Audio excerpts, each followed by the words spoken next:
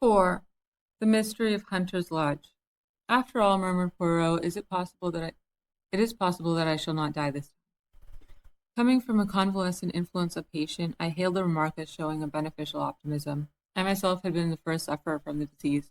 Poirot in his turn had gone down. He was now sitting up in bed, propped up with pillows, his head muffled in a woolen shawl, and was slowly sipping a particularly noxious tisane, which I had prepared according to his directions. His eye rested with pleasure upon a neatly graduated row of medicine bottles which adorned the mantelpiece. Yes, yes, my little friend continued, once more shall I be myself again, the great Hercule Poirot, the terror of evildoers. Figure to yourself, mon ami, that I have a little paragraph to myself in society gossip. But yes, here it is. Go it, criminals all out. Hercule Poirot, and believe me, girls, he's some Hercules. Our own pet society detective can't get a grip on you. 'Cause why? 'Cause he's got la grip himself. I laughed.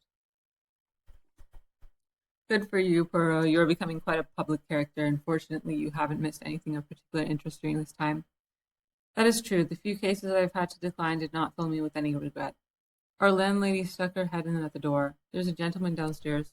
Says he must see Monsieur Poirot or you, Captain. Seeing as he was in a great to-do, and with all that quite the gentleman, I brought up his card. She handed me the bit of pasteboard. Mr. Roger Havering, I read. Poirot motioned with his head towards the bookcase, and I obediently pulled forth Who's Who. Poirot took it from me and scanned the pages rapidly. Second son of 5th Baron Windsor, married 1913, Zoe, 4th daughter of William Crabbe. I said, I rather fancy that's the girl who used to act at the Frivolity, only she called herself Zoe Carisbrooke. I remember she married some young man about town just before the war. Would it interest you, Hastings, to go down and hear what our visitor's particular little trouble is? Make him all my excuses. Roger Havering was a man of about 40, well set up, and of smart appearance. His face, however, was haggard, and he was evidently laboring under great agitation. Captain Hastings, you are Monsieur Poirot's partner, I understand. It is imperative that he should come with me to Derbyshire today. I'm afraid that's impossible, I replied. Poirot is ill in bed, influenza. His face fell. Dear me, that is a great blow to me. The matter on which you want to consult him is serious? My God, yes. My uncle, the best friend I have in the world, was foully murdered last night. Here in London? No, in Derbyshire. I was in town and received a telegram from my wife this morning. Immediately upon his receipt, I determined to come round and beg Monsieur Poirot to undertake the case. If you will excuse me a minute, I said, struck by some idea. I rushed upstairs and in a few brief words acquainted Poirot with the situation. He took any further words out of my mouth. I see. You want to go yourself, is it not so? Well, why not? You should know my methods by now. All I ask is that you should report to me fully every day and follow implicitly any instructions I may wire you. To this I willingly agreed. An hour later, I was sitting opposite Mr. Havering in a first-class carriage on the Midland Railway, speeding rapidly away from London.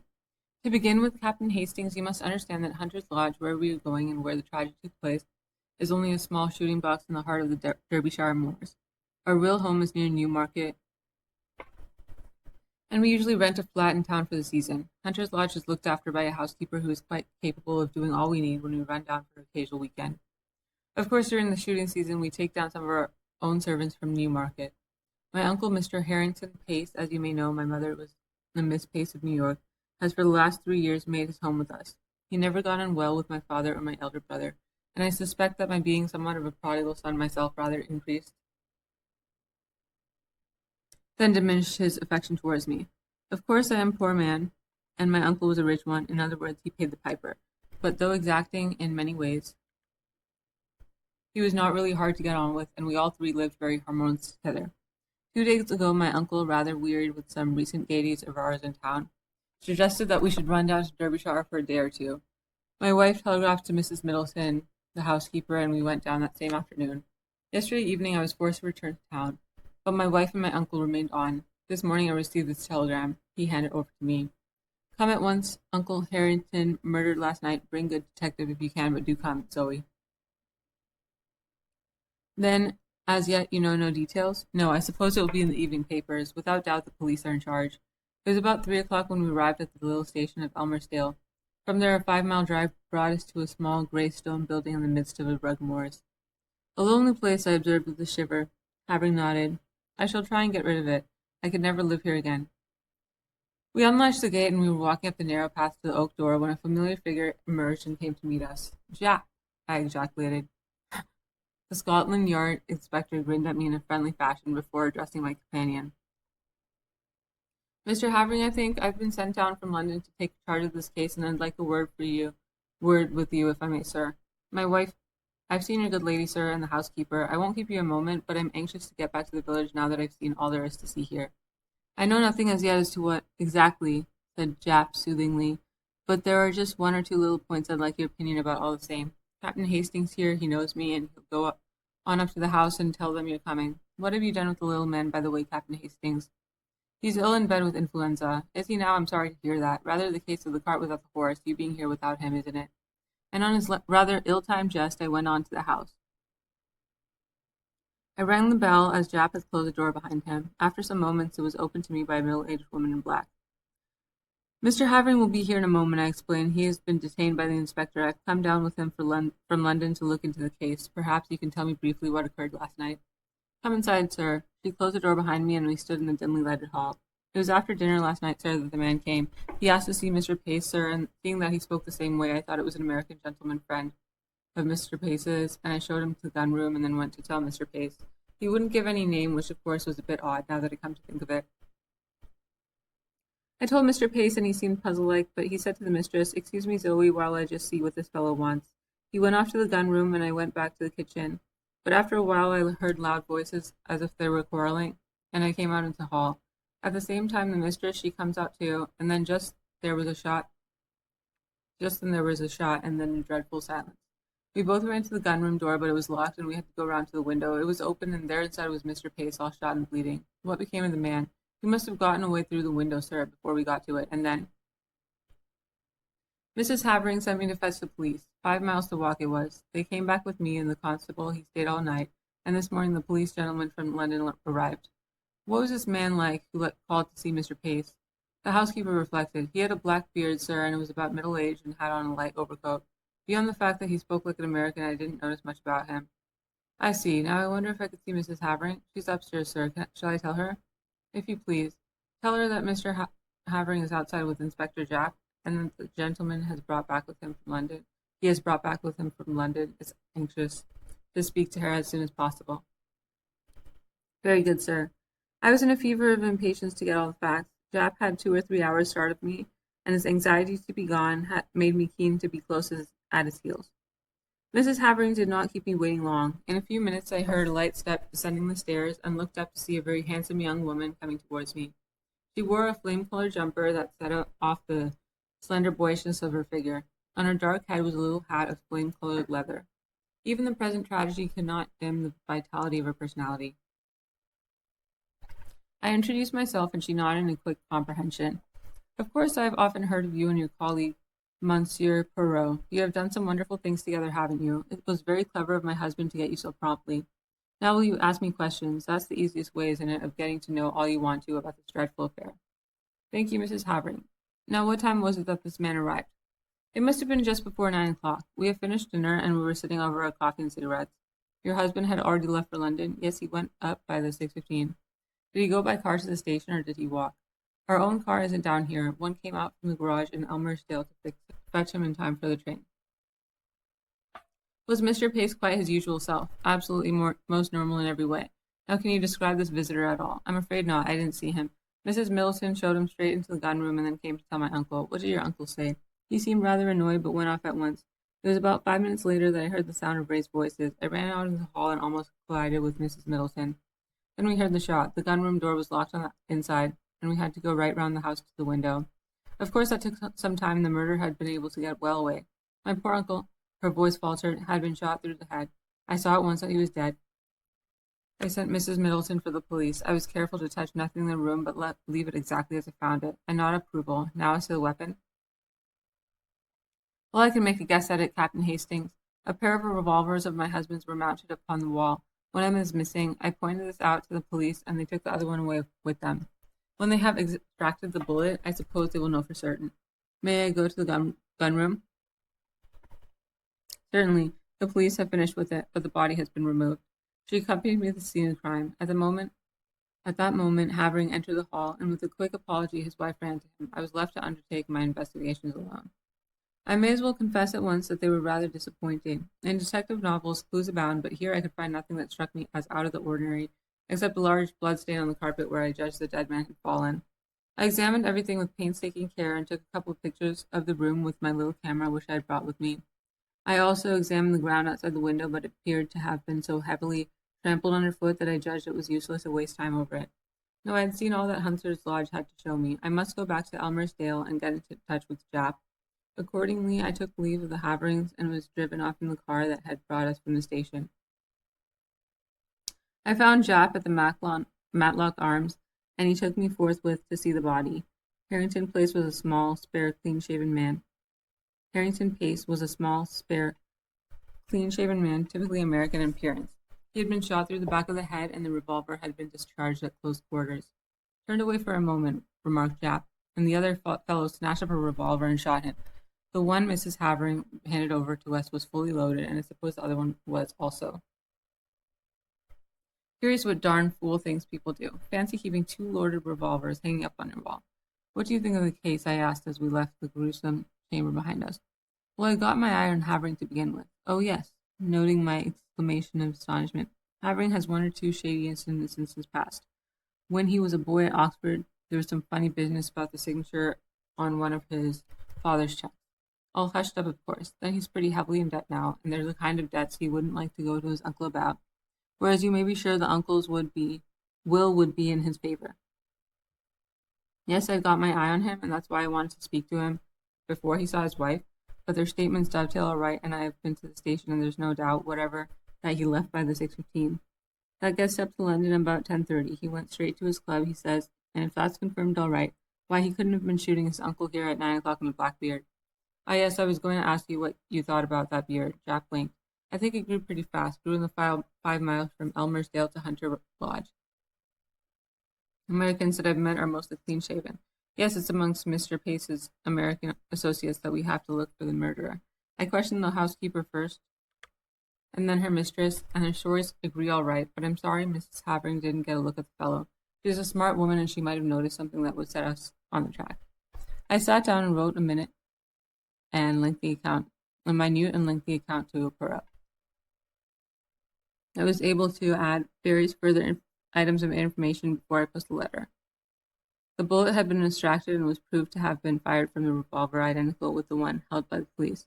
Furthermore, Mr. Havering's movements on the night in question had been checked and verified, and it was proved beyond doubt that he had actually arrived in London by the train in question. And thirdly, a sensational development had occurred. A city gentleman living at Ealing, on crossing Havant Green to his district railway station that morning, had observed a brown paper parcel stuck between the railings. Opening it, he found that it contained a revolver. He handed the parcel over to the local police station, and before night it was proved to be the one we were in search of, the fellow to that given us by Mrs. Havering. One bullet had been fired from it. All this I added to my report. A wire from Poirot arrived whilst I was at breakfast the following morning. Of course, that bearded man was not Havering. Only you or Jap would have such an idea. Wire me a description of housekeeper and what clothes she wore this morning. Same of Mrs. Havering. Do not waste time taking photographs of interiors. They are underexposed and not in the least artistic. It seemed to me that Poirot's style was unnecessarily facetious. I also fancied he was a shade jealous of my position on the spot, with full facilities of handling the case. His request for a description of clothes worn by the two women appeared to me to be simply ridiculous, but I complied as well as a mere man, was able to. At 11, a reply wire came from Poirot. Advise Jap arrest housekeeper before it is too late. Dumbfounded, I took the wire to Jap. He swore softly under his breath. He's the goods, Monsieur Poirot. If he says so, there's something in it. And I hardly noticed the woman. I don't know that I can go so far as arresting her, but I'll have her watched. We'll go up right away and take another look at her. But it was too late. Mrs. Middleton, that quiet middle-aged woman who had appeared so normal and respectable, had vanished into thin air. Her box had been left behind. It contained only ordinary wearing apparel. There was no clue to her identity or as to her whereabouts. From Mrs. Havering, we listed all the facts we could. I engaged her about 3 weeks ago when Mrs. Emery, our former housekeeper, left. She came to me from Mrs. Selborne's agency in Mount Street, a very well-known place. I get all my servants from there. They sent several women to see me, but this Mrs. Middleton seemed the nicest and had splendid references. I engaged her on the spot and notified the agency of the fact. I can't believe that there was anything wrong with her. She was such a nice, quiet woman. The thing was certainly a mystery. Whilst it was clear that the woman herself could not have committed the crime, since at the moment the shot was fired, Mrs. Havering was with her in the hall. Nevertheless, she must have some connection with the murder, or why should she suddenly take her heels and bolt? I wired the latest development to Poirot and suggested returning to London and making inquiries at Selborne's agency. Poirot's reply was prompt. Useless to inquire at agency that will never have heard of her. Find out what vehicle took her up to Hunter's Lodge when she first arrived there. Though mystified, I was obedient.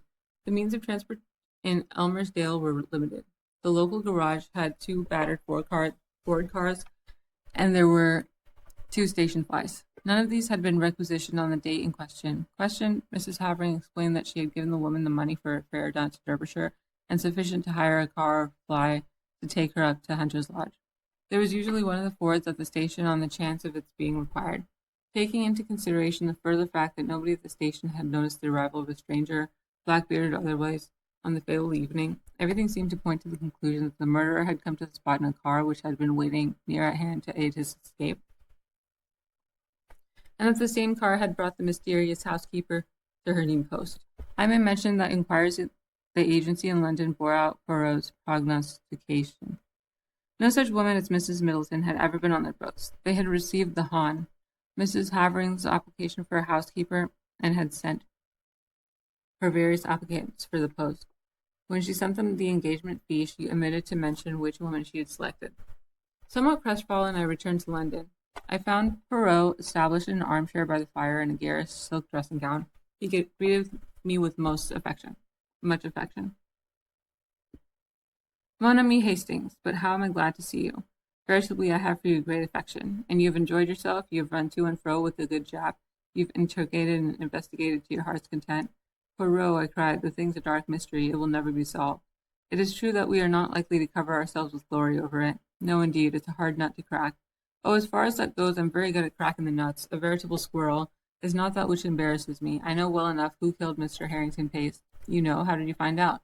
Your illuminating answers to my wire supplied me with the truth. See here, Hastings, let us examine the facts methodically and in order. Mr. Harrington Pace is a man with considerable fortune, which at his death will doubtless pass to his nephew. Point number 1, his nephew is known to be desperately hard up. Point number 2, his nephew is also known to be, shall we say, a man of rather loose moral fiber. Point number 3. But Roger Havering is proved to have journeyed straight up to London. Precisement. And therefore, as Mr. Havering left Elmersdale at 6:15, and since Mr. Pace cannot have been killed before he left, or the doctor would have spotted the time of the crime as being given wrongly when he examined the body, we conclude quite rightly that Mr. Havering did not shoot his uncle. But there is a Mrs. Havering Hastings. Impossible. The housekeeper was with her when the shot was fired. Ah, yes, the housekeeper, but she has disappeared. She will be found. I think not. There's something peculiarly elusive about that housekeeper, don't you think so, Hastings? It struck me at once. She played her part, I suppose, and then got out in the nick of time. And what was her part? Well, presumably to admit her confederate, the black-bearded man. Oh, no, that was not her part. Her part was what you have just mentioned, to provide an alibi for Mrs. Havering at the moment the shot was fired. And no one will ever find her, mon ami, because she does not exist. There is no such person as your so great Shakespeare said. It was Dickens, I murmured, unable to suppress a smile. But what do you mean, Poirot? I mean that Zoe Havering was an actress before her marriage, that you and Jap only saw the housekeeper in a dark hall, a dim middle-aged figure in black with a faint, subdued voice, and finally that neither you nor Jap, nor the local police whom the housekeeper fetched, ever saw Mrs. Middleton and her mistress at one and the same time. It was child's play for that clever and daring woman. On the pretext of summoning her mistress, she runs upstairs, slips on a bright jumper and a hat with black curls attached, which she jams down over the gray transformation. A few deft touches and the makeup is removed, a slight dusting of rouge, and the brilliant Zoe Havering comes down with her clear ringing voice. Nobody looks particularly at the housekeeper. Why should they? There is nothing to connect her with the crime. She too has an alibi. But the revolver that was found at Ealing, Mr. Havering could not have placed it there. No, that was Roger Havering's job, but it was a mistake on their part. It put me on the right track. A man who has committed murder with a revolver, which he found on the spot, would fling it away at once. He would not carry it up to London with him. And the motive was clear. The criminals wished to focus the interest of the police on a spot far removed from Derbyshire. They were anxious to get the police away as soon as possible from the vicinity of Hunter's Lodge. Of course, the revolver found at Ealing was not the one with which Mr. Pace was shot. Roger Havering discharged one shot from it, brought up to London, went straight to his club to establish his alibi, then went quickly out to Ealing by the district, a matter of about 20 minutes only, placed the parcel where it was found, and so back to town. That charming creature, his wife, quietly shoots Mr. Pace after dinner. You remember he was shot from behind. Another significant point that reloads the revolver and puts it back in its place and then starts off with her desperate little comedy. It's incredible, I murmured, fascinated. And yet it's true. Bien sûr, my friend, it is true. But to bring that precious pair to justice, that's another matter. Well, Japp must do what he can. I have written him fully, but I very much fear, Hastings, that we shall be obliged to leave them to fate, or le bon Dieu prefer. The wicked flourished like a green, but at Price Hastings always. Poirot's foreboding bodings were confirmed. Convinced of the truth of this theory, was unable the necessary evidence to ensure conviction. Mr. Pace's huge fortune passed into the murders. Nevertheless, Nemesis did overtake when I read in the paper that the Havering were amongst those killed in the airmail to Paris. I knew that justice was